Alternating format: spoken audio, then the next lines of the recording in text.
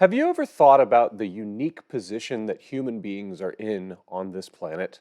I mean, the Bible says that we've been given dominion, governance, the power to be responsible for the planet.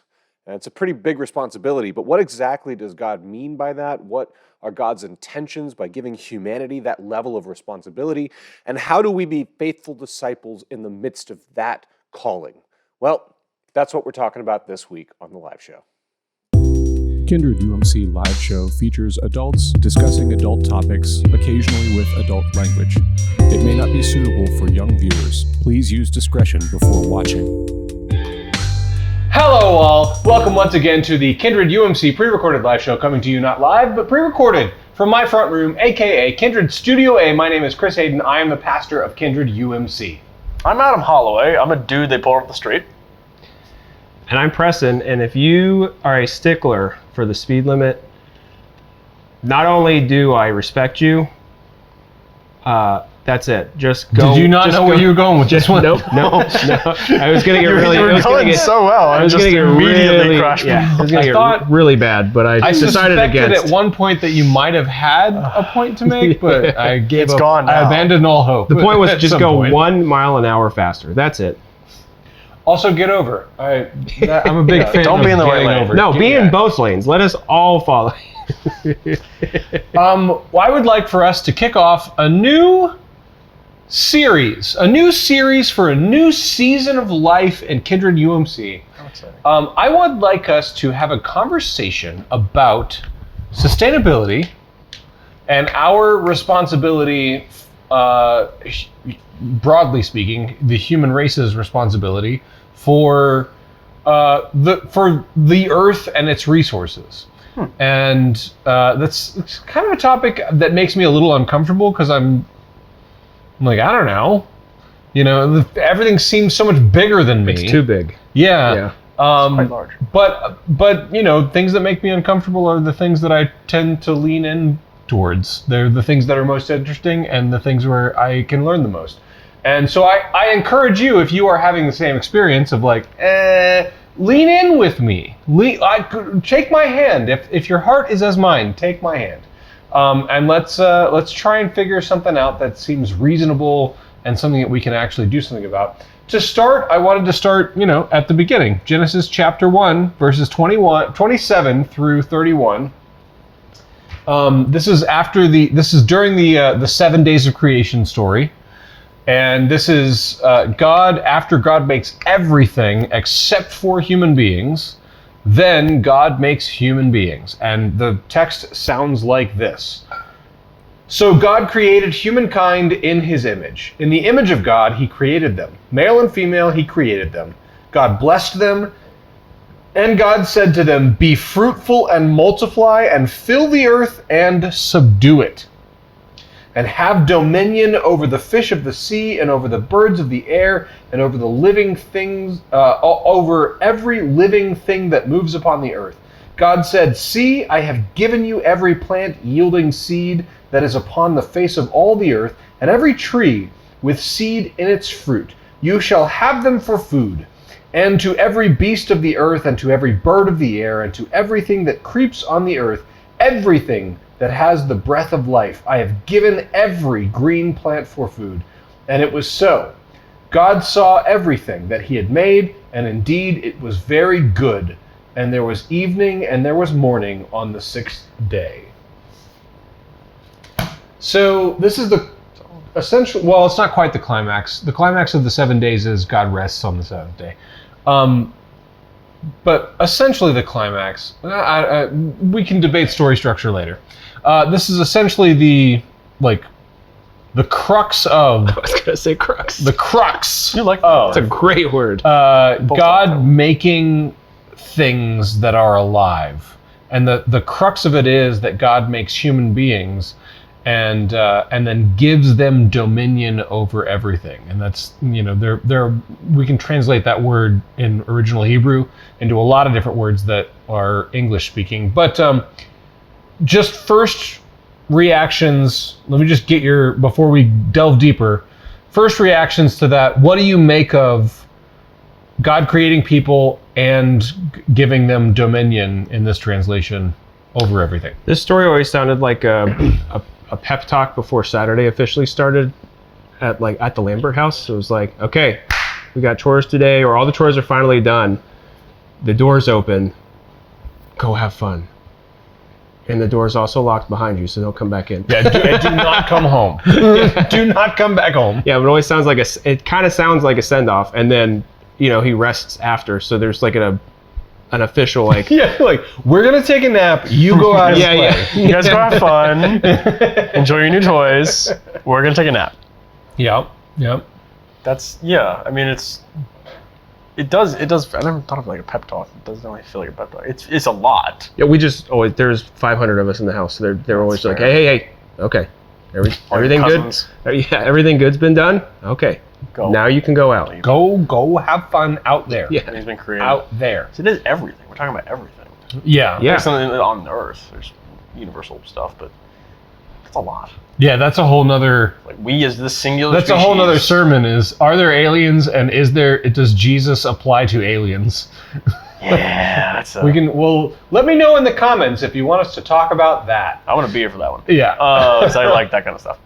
But no, one singular species, us, humans, divine crafted images. In the image of God. It's just all ours. Yeah. So what Horrifying. So what has been your experience? Because both of you are good church boys, good church going boys. What's been your experience on what do you think the church's take is on that, and especially the unique position of humanity as having dominion over nature and over what have you learned? What have you heard? What comes up for you? What have you been taught? I've heard the gambit, it's like a slave mentality. You're the master of everything, so act like it. And then the complete opposite, you're one with everything, but you have a gift that was given that not other things that are moving and breathing do. Mm-hmm. But don't forget that everything is moving and breathing. Yeah. So kind of like don't forget who you are, but you've been given something that everything else hasn't. Mm-hmm. Huh. It's never really been discussed, honestly. It never kind of came up. So kind of a new concept Well, for you. it's a concept that I have researched on my own and considered and thought about, but never in the teachings of my home church or wherever we were at. We never talked about humanity being the owners of everything, or having this divine vindication of you this is you and you control that. And it's no, I never taught that when I was a kid. It was always just the stories and how you fit in stuff. That's kind of my experience. My church life growing up, I've been going to church since I was in middle school, and pretty aggressively, pretty regularly. It was very rare for me to miss a Sunday. You are a pastor. Well, I am now. Yeah, in middle school, yeah. Yeah. But the topic wasn't often discussed. When it came up, I remember one sermon where the pastor talked about you know what? My contribution is I'm going to try and use only one paper towel in the bathroom. And that was it. And that was the point. I was I think we need a little more than that. So and I like to talk about things that the church seems to be ignoring. So let's talk about that word dominion. It's Hebrew word rada, and it means, it can be translated literally to be over and have dominion, but often it's translated with some form of to govern, to administer, to organize, to be responsible for. And so that I think it's safe to say that the translation in this is not be over and in charge of, but to be the caretakers of, and or at least there's half of that, Almost more domestication than... Yeah, it's a half and half. It is this is for you, but also you're responsible for it too. So it's kind of a both and. That's the heart of that word in Hebrew. Because it's often used to talk about governing and organizing and putting in order, And so there's an element of that to the hey, all of this is for you, and also you are responsible for all of this too. And that's kind of the nature of that word, and that's the nature of the commandment. And there's also like even the language of be fruitful. I think it's interesting that fruitful is ultimately it's about fruit. It's that's a recurring metaphor that even Jesus, thousands of years later, uses to talk about what it means to be a follower of Yahweh's ways. You know, the whole thing like pruning the vine. Yeah, it's like there's so many nature metaphor, the fig tree, all of it. It's all based on the world around them. Yeah, in fact, one of the scriptures I was considering was Jesus cursing the fig tree because it's not producing fruit. It's in leaf and it's not producing fruit. But darn figs. Well, after exegeting it, it doesn't really. That's a totally different point. But your point is well made. There are constantly like fruit and plant life metaphors, and that's obviously in part because a large part of the culture at the time was agricultural, or shepherds and herders and like that. So like this was an apt metaphor for people who were like doing that kind of work every single day. Right.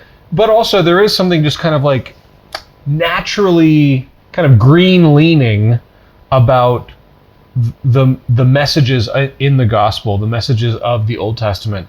They seem to be kind of leading us more into natural, at least more so than leading us into whatever the opposite would, mechanical and contrived and. And the 6th day they were cars, and here's how this works. Right. Yeah. There's no factory assembly line technology. Like that, and there does seem to be something kind of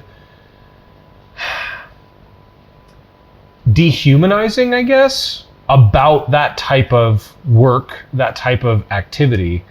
And I'm not calling it evil. I'm not. Because we've had technological miracles as a result of that. It's things that have genuinely helped people live better, happier, healthier lives. So I don't mean to demonize it, but there does seem to be this slant, at least in Scripture, that leans us more into nature, more into a symbiotic, cooperative relationship, rather than a domination relationship, which I think a lot of people can misread into the way that word is translated.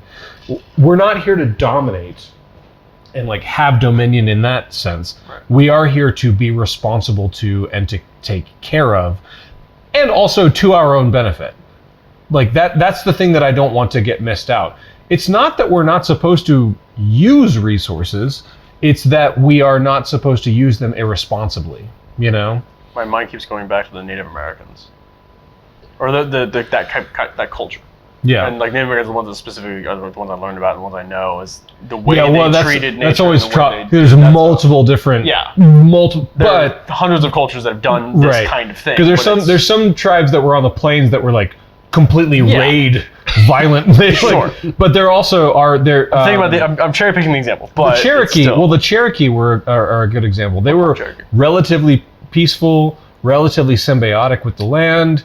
The old kind of adage of use every part of the buffalo, that kind of like whole idea. Yeah. There is something to that is really lovely. I like the respect that they had for the world around them, while also benefiting from it, while also taking what they needed to survive and live and thrive. But they had this tremendous connection to the world that I think is somewhat, and this is just general culture, that kind of thinking, which is lost, I think, nowadays in some parts. It's certainly rare and missing. Where I encounter it? So I've gotten in my recent years, and maybe the last 10 years or so, I've gotten into and become very curious about like hunting and fishing. Sure. Hunters and fishers are like really dialed into that. They like most people that I meet who actually hunt on, they'll go get $2 in a doe, that's deer season stuff. And they're really dialed into, they want to make sure that they honor the animal they killed. They want to make sure they use every part of it as best as they can. They're eating, they're like doing it for food, and like there's something to that is very different from I go to Publix and I get a whole chicken or chicken thighs or whatever. It's like, I don't know anything about this bird that I'm eating. I don't know. I have no relation. It's a package. It's like I never even knew it was alive. Rest I mean, assured, I did, but that chicken was a horrible thing. So it's good that it's chickens are little dinosaurs. Mean. Such mean. Hey, ain't nothing wrong with that. Yeah. Don't let a chicken. If you have chickens, don't let them know that their eggs have food, because they will start eating their own eggs. Like that's how dinosaur chickens are. I'm pretty sure how it goes is one figures it out, and then another. It's like a what was that Animal Farm? Like it's like a rebellion happens where another chicken goes. Wait a second. If we can eat that, then I can eat you. Yeah. And then it just and it just spirals into death. Okay, we're back. So as we embark on this journey, this is the first, and what I hope will be a month-long attempt to try to be more cooperative with our resources, and especially how we eat. Because in the United States, how we eat is food waste is a huge problem. Yeah, it's rough. And so what I want to do is I want to invite anybody who's interested in this and wants to come with us. We're going to do a month of sustainability challenges, and our goal is sustainability, not 100%. Like again, because the idea of trying to solve all the world's problems that's too big an idea, and I get overwhelmed with that's how we get over machinery and distance from this and not knowing what grass is anymore, and it's all of it's too much for me. I can't, and you can only, so Pete Holmes, who's a stand-up comic, he has said many times, like, you can really only care about like 7 things. That's fair. Like you can only have so many things you care about. So I'm inviting you to trade out one of the things that you care about for a month and see if maybe this turns into one of the things that you end up caring about on a regular basis. And so we're going to do sustainability challenges. Once a week, we're going to do something specific that is aimed at a more sustainable life. And so things like the way we use energy, where our food comes from, how much waste we produce and where that waste goes. Think like all of our challenges are going to be aimed at that. And so the first one for this week, this will come out on July 2nd. So this is 4th of July week. The first one that I want to invite you to is cook or eat one meal. If you go to a restaurant, like there are plenty of options. Eat one meal this week that is entirely locally sourced from sustainable sources. And there's a couple different ways to do that. One is there are local farms around Orlando Winter Park area. There are markets, and I know because we just went to a farmer's market. Like I've been pre-researching this to make sure that everything we're asking people to do is actually accomplishable. So you can go to a farmer's market. You can go to locally sourced restaurants that are specifically, one of them, it's a little expensive, but the Ravenous Pig is one of them. It's really, really good, but it is fine dining. It is kind of expensive. It's worth it though. But they partner with local farms. And then also there are literal local farms around here that are within a half an hour drive or so, where you can go and they have their own farmers markets. Yeah, they'll just have a food stand or something. Yeah. So what I'm going to invite you to do this week in particular is to have one meal that you know where every ingredient came from and it was locally, sustainably farmed. So you can also grow your own things if you already have a garden. Yeah, I've got cilantro and rosemary and growing corn. Yeah, and you can, and even like I have a basil plant. It dies about every 6 months or so, and so I have to buy a new one. Basil's finicky. But I like, instead of buying like a package of basil, I just buy a basil plant and I plant it in my planter, and it'll live for like 6 months or so, and I can trim it. And so like there's all these different little ways. So I'm gonna invite you to join me. I'll be posting on social media the meal that we make that is locally sourced sustainably farmed, fish is a really good example. If you can get locally caught fish from a sustainable source, but come with me on this adventure. I often say, the goal of life is not to be happy. And if you're joining the church to be happy all the time, you've missed the point. The Spirit of God is the spirit of adventure. The goal of life is to go on the adventure. So come on this adventure with us. It's going to be messy. There's going to be mistakes. There's going to be problems, and you're going to have to solve those different problems as you try to accomplish this goal. But come with me. Post what you do on our social media. I will do the same. And then comment down below with where you are getting your locally sourced stuff from and what you're planning on doing for your meal. And if you can do more than one meal, then you're a superstar and you get extra gold stars. So how does that sound to you guys? Any follow-up questions? I have tips. Yeah? Here's number one. Just don't go to a grocery store. If you have to buy something from a grocery store, you don't go to Walmart. Yeah, like you can't find garlic powder or something you need like that from a farm that's going to ground it for you or whatever. Grind, excuse me. A meat market is a perfect place to go because all of their meat is like they ship it in from somewhere because it's cheap for them to do it instead of having it pre-processed and packaged in the warehouse behind like Publix or something. I cheated a little bit because we went to the beach yesterday. We went to New Smyrna. And so we stopped at a fish market that does catch everything. And so we have just a whole bunch of, we got oysters and we got flounder and we got so go to like a fish market if you're looking for protein. I mean, just go to the beach. There's so many. Just look for Joe's Fish something. There's so many like local little stands that have everything that is locally sourced. It's like there's so many. Dude, the farmers market, the produce that we got at the farmers market, they're like bell peppers that are like as big as a baby's head. Yeah. You know, they were so big. Oviedo's got one. Lake Mary has one on every Saturdays. Every major city has one. Yep. Yeah. Look it up. It's Google it and you find it. And also, if you're nervous about it and you have questions, reach out to me. Chris@kindredumc.com. Email me. I love to do this stuff. I love to cook. I love to make food. I love to go to farmers markets. So reach out to me and we'll make it work. Any final thoughts for the good of the order? I meant to finish my sorry. May the Lord. I'm just kidding. Go ahead. To use your word, the adventure started when we had free reign type of thing. When I'm talking about me being a kid again. So when we got to go outside and go get our hands dirty and mess with stuff and rip grass out and be yelled at or whatever, because you're learning the whole time too. I think that's the whole part of you need to go out and do this on your own. I can't be there for you. Learn how to turn the hose on. Let it be messy. Let it be messy. Let yourself figure it out. Tear something up. Find bugs. Yeah. Figure out you're scared of bugs. Figure out how to not be scared of bugs. Figure out where spiders live. Like there's all kinds of weird crap that you can do. I started to try and learn to make sushi because it's very difficult to make it well.